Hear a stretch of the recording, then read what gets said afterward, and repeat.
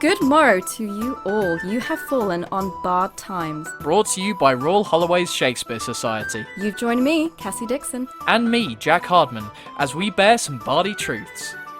Hello everyone, and welcome back to Barred Times. I am your host, Jack Hardman, and with me today is Hadley. How are you doing, Hadley? I'm doing okay, thank you. Okay, so, right, you are on the show today to promote your show Topsy Turvy. Well, I say your show, RHUL Savoy Opera Society's show. So how do you think that's going at the moment? Well, I suppose for the people listening at home, the show will already be done, but how do you think it's going? I think it's going really well, actually. We have all the recordings in now, and currently myself and my team of video editors and sound editors are currently compiling the videos, editing them, and making them look all beautiful for its premiere. I can't wait to see it. So tell me, how many people are actually involved in this project? How many, you say editors and sound editors and video editors and things like that. So how many people are actually involved? So I think we have 16 cast members. Right. And then it's also being run by the committee who are also taking part in it. Mm-hmm. So, including myself, I think there's maybe 17 or 18 people. A lot of the video editors are also performers in the show because they're also all on committee, so they all do the editing as well as some of the performing. Very nice. Yeah, because I mean, full disclosure for the audience, I'm in the show. I'm really excited. I've had an amazing time filming on my bits and recording on my bits. So, kind of, what was the thought process behind the decision? The decisions that resulted in Topsy Turvy. What was the decision process behind the kind of creation of that show in particular? Yeah, so I mean, obviously with coronavirus, Savoy was unable to put on their annual autumn term show. So back in, I think, August, we sort of met as a committee and we were like, what are we going to do to fill this gap? So we all went our separate ways and came back and sort of brainstormed these ideas. And I was like, what if we do a giant Gilbert and Sullivan extravaganza where we do a number from a bunch of different of the Gilbert and Sullivan shows and we put it all together, make a story. And it sort of ended up being this history of Gilbert and Sullivan, of the way their shows evolved and how they came about, and also all the drama behind the scenes, because there's a lot of drama behind the scenes. And 1800s composers fighting. Oh yeah, what's that about? It's crazy. And I think the name also came out of there's a film called Topsy Turvy, which is about Gilbert and Sullivan and the production of the Mikado, but also Gilbert himself described his plots and shows as being topsy-turvy, so it seemed to make a lot of sense. And the carpet quarrel is about a little bit of drama that I won't spoil. You have to come watch it to find out what the carpet quarrel is, but right, there is a carpet quarrel. Oh, that's brilliant. I'm actually so excited. I had no idea about this. So that's amazing. So how are you? So you say that members of committee are getting involved. Which roles are you taking part in? So are you a performer? Are you a director? So I perform in one number, which is the committee number, where it's all the committee doing Three Little Maids from School, one of my personal favorites. But I have taken on the role of sort of producer and director. I like to I call myself the head cat wrangler. It's like a bunch of cats running away and I keep having to pull them back in, being like, no, okay, we're gonna stay focused, pull it all together. So is that just generally what being a president is like? At times it feels like that, but to be honest, I have such a great committee backing me up. I could not do it without them. They are all my cat wranglers. I can be the head cat wrangler, but they are all... I would not be able to do it without them. They are not the cats that are escaping. Good. I'm trying to pull back in. No. Oh, they support me. No one's... Circumstances outside of our control are the cats. They're the cats. Okay. Good to hear that. So as part of being producer, what does that entail with this show? Because obviously there's not events per se to kind of manage in the same way that there would usually be, and there isn't a budget in the same way that there would usually be. So how does that kind of... So I'm in charge of sort of overseeing how everything is run and making sure it runs smoothly. So I set the schedule. I make the executive decisions at the end of the day. I'm the main point of contact for anybody who has questions, whether it's cast members, MDs, or the committee who are working on the video editing stuff. So everyone who has questions comes to me, and then I point them in the direction they should look at, like, okay, go talk to this person, go talk to this person. And so I do like the behind the scenes stuff. We have been able to run 2 socials. We had a cast committee crew social, so I helped our social sec plan that for everyone and sort of organize that. And then we also had a launch night, which was also planned by our social sec, and that's our way we raised money sort of for funds. Right, okay. So what kind of things, so you were raising money, what kind of things were you raising money for, if you don't mind me asking? Yeah, no, so we have to offset the tech costs, obviously, of having a Zoom account. So Savoy needs to have some sort of income. So Zoom is like £14 a month, I think. So we do need to offset that cost. What kind of things does a Zoom-based show and kind of a pre-recorded show actually require? Like, money-wise, if you don't mind me asking. Yeah, no, of course. So we actually hired someone to mix the orchestra for us. Oh, right, okay. Yeah, so we have a digital orchestra, sort of digital recorded orchestra. And so we have to offset the cost of that, obviously. And we also offset the cost of the Zoom call. So we were able to put a pretty big dent into the costs for that pre-recorded orchestra with the money we were able to raise, which really helps the society in general. Yeah, I'm interested to hear your thought on this. But so kind of, what do you think is the most, just out of your opinion, what do you think is currently like the most effective way to kind of raise money for societies in general? So Savoy has a long tradition of running an auction of promises. So we've been doing that for ages, and I think a lot of other societies have started doing that as well. But when we run a show, we have the cast members say to the social sec, okay, I promise to do X, Y, and Z. And at our launch night, the social sec or the producer for the show then stands up and says, okay, this person promises to bake you a cake. And everyone in the audience or everyone who's attending that social can then bid on that. And there often are bidding wars, and you can make a lot of money doing those. I know some auction of promises have made up to £300 for a production before. Really? Yeah. They're really useful. And I mean, you always have the enough. classic bake sale and that sort of thing, which also will make a fair amount of money depending on what day it is, the weather. But an auction of promises, Savoy's go-to fundraiser. Right, okay. Well, fair play. So obviously this process has been a long time in the kind of is coming out on the 5th, did you say? 5th of December? Yeah, 5th of December. Yeah, so this process has obviously taken a fair bit of time, but do you have a favourite kind of memory, a favourite moment from the production? I think when we had our cast committee crew social, that I think was really, really fun because we all got to see each other on the screen for the first time, because we're often rehearsing separately or in small groups, so it's not like a regular Savoy show where we're all together in the room. And I ran bingo that night. That's my specialty. Savoy loves bingo.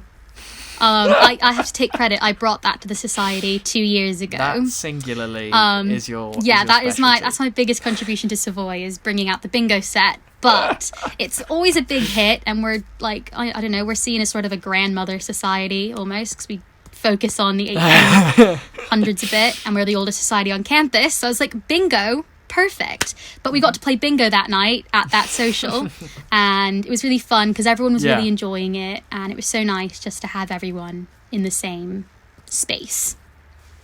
Yeah, I couldn't agree more. Honestly, I think it was really nice to kind of feel like it was, because obviously I think a lot of the shows on campus at the moment are feeling this way. It's very kind of difficult to keep that kind of cast dynamic, that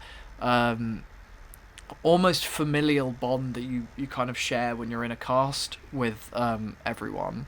And it's kind of hard to do that over a Zoom production. But I think things like socials and things like... I mean, I'm biased, obviously, as social sec of Shakespeare. But I think kind of casting crew socials are so important in terms of... to, like, get a cast to bond and things like that. Oh, definitely. Yeah, so I must know. So obviously the songs in the show range from really famous ones like probably, I'd argue, the most famous Gilbert and Sullivan song, Modern Major General, and the very model of a Modern Major General, sung by Merritt Little in this production, and then to lesser known numbers like the full cast number Happy Couples Lightly Treading. And I'm wondering whether there's any number in particular that during the show, that is in the show, I mean, that particularly speaks to you or is your favourite. I do have a favourite number, and it's actually the number that I'm in, the committee number, Three Little Maids from School, because my very first Gilbert and Sullivan show, it was my second show with Savoy, but my first Gilbert and Sullivan was The Mikado, and I played the role of Pity Singh, who is one of the Three Little Maids, and I love The Mikado, and I especially love that number because it's so fun, and it was really great to get to sing it again as well. But apart from numbers, I actually don't know that much about The Mikado. Numbers I'm not in. I really like Tripping Hither, Tripping Thither from Ilanthi. It's one of my favourites. So Yeah. That's a really fun number. Yeah. So in order to understand what we're talking about, if you don't have an encyclopedic knowledge of Gilbert and Sullivan, please do check out the show coming out on the 5th of December. So I must know, because obviously, as well as being producer of this, executive producer of this project, you are obviously president of Savoy Opera Society, and I must know, what is it like being a president? I really enjoy it. It's really fun. It can be stressful at times, especially sort of while running this show and also doing third year with dissertations, courses, stress, applications for next year. It is stressful, but I mean, I have such a love for the society. I've been a member since my first day of university, first year, and there's so much that I just love about the job, and I get to take on these responsibilities and make decisions for the society or make them alongside the committee and sort of help shape the society to be the best it can be. So I really enjoy it. Yeah. And by the way, I think you're doing an excellent job at the moment. Oh, thank you. But yeah, so is there anything in particular to you that kind of stands out with that job? That obviously you talk about like shaping the society and how it will go moving forwards. But is there anything? Is that the draw? Is that why you came to it in the first place? I guess. I mean, yeah. I always wanted to be a big part of the society. I always wanted to be able to do my part and give back to the society that gave so much to me. And I think a lot of the time the role of president is it can be really stressful, but I feel like it's worth it because I've gotten so much out of Savoy that I want to be able to create that environment that I was able to have when I was a first and second year and give that to the other first, second and third years. And I think especially with coronavirus, it's so new, everything's so different. Yeah, so I completely understand that. And coming back to kind of shows on campus, you've been a part of quite a few Savoy, if not every Savoy show over the past few years. I've been a part of all but one. Yeah, and so I must know, what is your favourite, like, which, if you had to choose, which one would be your favourite show that you've done on campus so far? Oh, I really don't know. Every single one has been so special in its own way, because it's that sort of family feeling you get with Savoy, the family closeness. But I really don't know. I obviously last year I was in Anything Goes, which I absolutely loved, and Reno Sweeney was a dream role for me, and Anything Goes is one of my favourite shows ever. But then, it was a wonderful performance. Yeah, and then The Mikado obviously I loved, but I have to say, for nostalgia reasons, my very first show was Savoy, a Connecticut Yankee. Yeah, has to be. I think it has the fondest memories for me, because it was my introduction to everything Savoy. Yeah, that makes sense. Are there any in particular memories that kind of stand out to you, or a special memory that kind of resonates with like the whole of the experience of the show? I remember, let me think, that feeling of family I got when it was our opening night, and our amazing director, Will Davidson, had gathered us in a circle, and he did his warm-ups, and he gave us this little speech, and I remember thinking to myself, I found my family at university. Like, these are the people that I want to spend all my time with. And I ended up getting lovely. All of my friends out of that show, a lot of my friends. I'm still friends with so many of them. It's quite funny. I was a first year, and all my friends were second and third years, so they've all graduated now, but like, I still love them all, and I talk to them all the time. So I really got my friend group out of that show as well. Yeah, I completely relate to that. I think, thinking back to my first show with MTS, Legally Blonde, is just that kind of sense of, I don't even know what it is. It's just comfort when you for your first show as a part of a society. I remember for our first episode, which was released a few weeks ago, not our first episode, my first episode, our second episode on the show, we had Rebecca Bellis on, and she said a similar thing about her first show, which was the Shakespeare show first term last year, Coriolanus, where it's just this kind of, your first show at university, I think, is a special place in you. I don't know whether you agree. Yeah, no, definitely. I look upon that show so fondly, and I have so many memories of it. But outside of university and in the general kind of, how much experience with theatre did you have before that? So I was so involved with theatre before I came here. I was in my high school's drama club for all 4 years, and it was my entire life. It's what I did. Like, I was in we did 12 shows a year. 12? Yeah, several gracious. of them would run concurrently, so they'd run at the same time. It'd be like a mini competition. Okay, yeah. But like, my drama club, we competed at the state drama festival quite often. That was always so much fun, and I was the secretary of that drama club, actually. And I've been performing in shows even before that, since the time I was like 4 or 5. So I've always been doing productions and shows. And actually, I did the math, and I think this is the longest amount of time since the closing of Anything Goes. This is the longest amount of time that I haven't performed on stage. Since really? I was like... Whatever. I think since I was 4. Like 6 or something. Goodness gracious. I was like, oh my gosh, that's so weird. Yeah, good. Oh my lord. That is impressive. So which roles in particular have you done then? So you say you were secretary, but have you ever directed? Have you ever... Because obviously you're executive producing this show. So when I was a senior in high school, I directed a show. I directed the freshman high school class in my drama club's fall festival of plays where different grades compete against each other. So that was quite Right. an interesting experience. It was really fun. But I don't think I'm best suited to directing. Because that was going to be my next question. Which role is kind of like the one you see yourself in? Do you see yourself as like an actor or a director or a producer or what?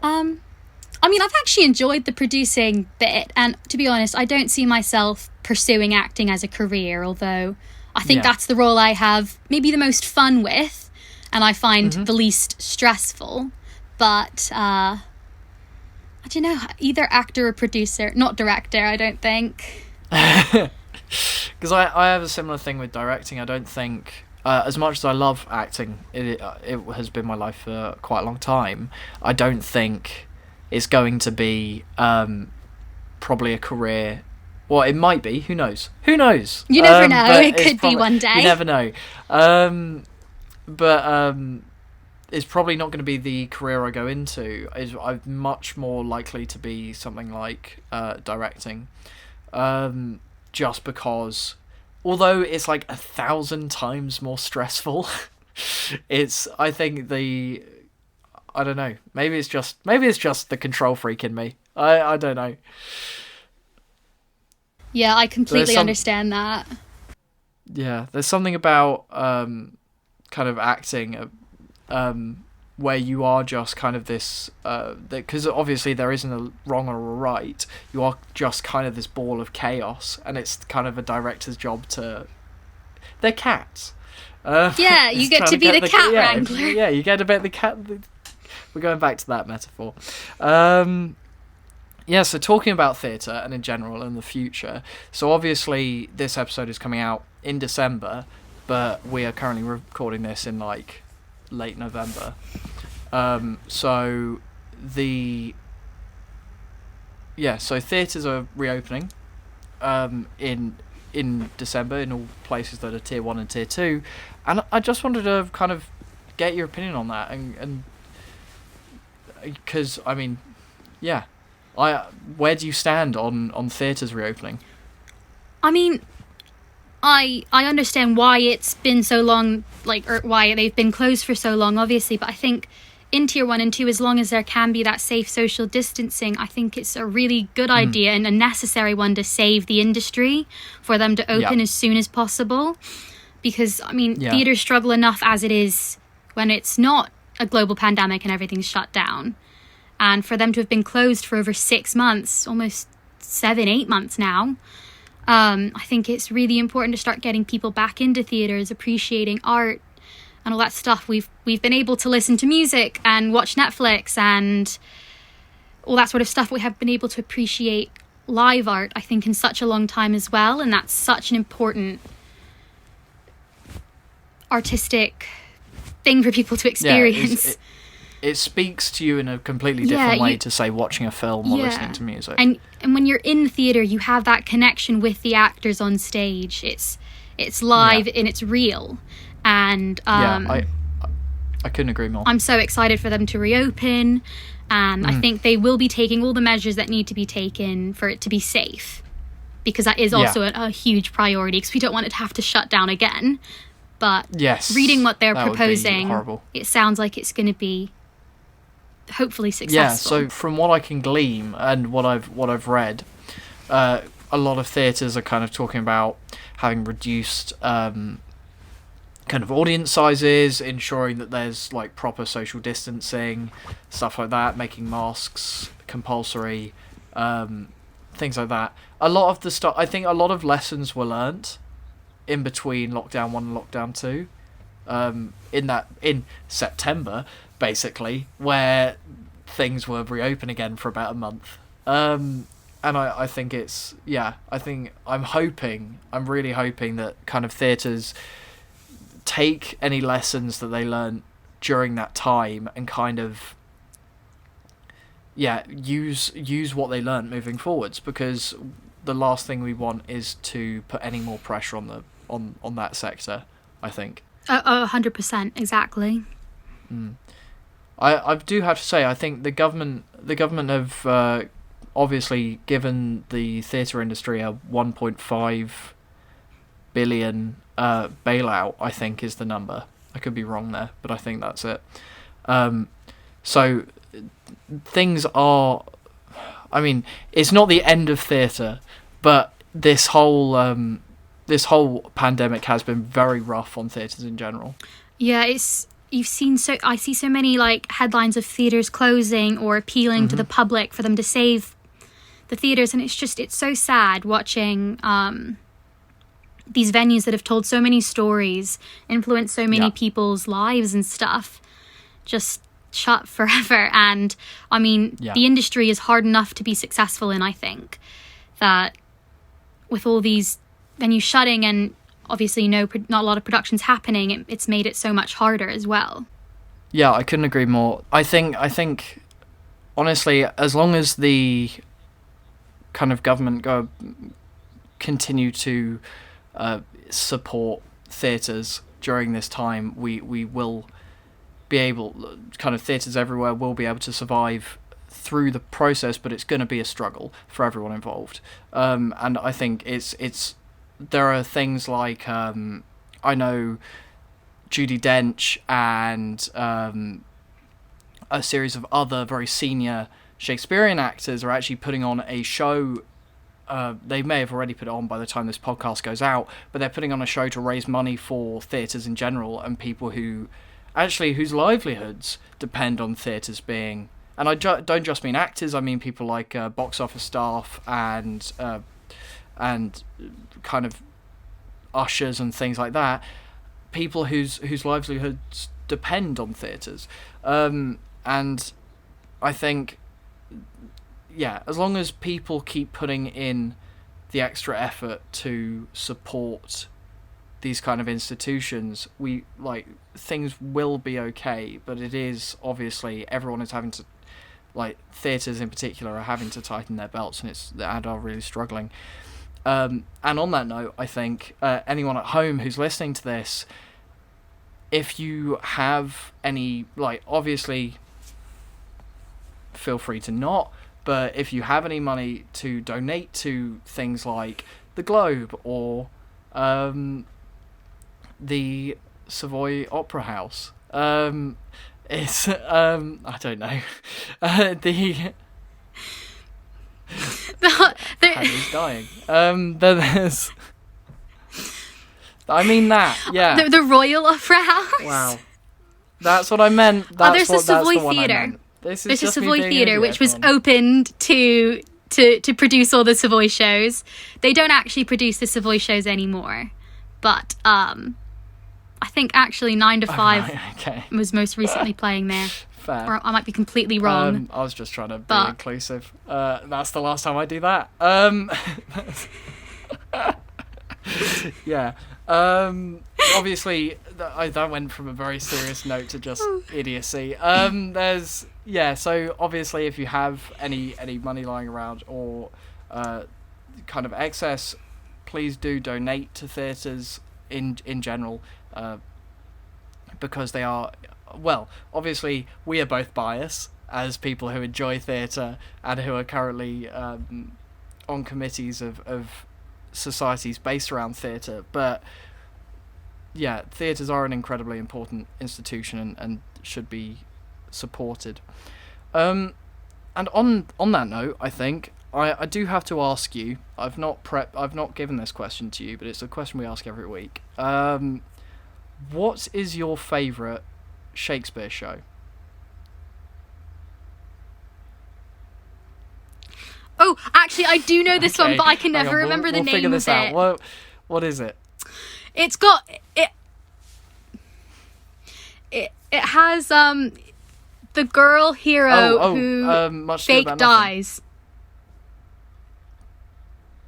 Yes, okay, I saw that at the Globe Theatre when I was 12. That's and I also loved my it. favourite. So that is loved it. I love that. I saw an incredible production of it at the Rose Theatre in Kingston with what's her name? Mel from Mel and Sue. I can't remember her surname. Oh. And that was just phenomenal. It's one of my favourite Yeah, I really enjoy that plays one. in general, I think. Yeah, it is brilliant. Right, well, in that case, I'll let you plug your show and your society. Yeah, so come see Topsy Turvy or watch it online. It does come out the 5th of December and will be available on the Savoy Opera Society YouTube channel, and links to that can be found on our Facebook page, Savoy Opera Society. I think by the time this episode comes out, it will already have premiered, so you can just find it there. I think you also would be able to search Topsy Turvy in the YouTube search bar and maybe it would come up. So, yeah. Brilliant. Well, thank you so much, Hadley, for coming on and giving us your time. Yeah, no problem. It was my pleasure. Thank you for joining me this week for Bard Times. This has been your host, Jack Hardman. Stay safe, and in the words of the Bard himself, self-love, my liege, is not so vile a sin as self-negligence.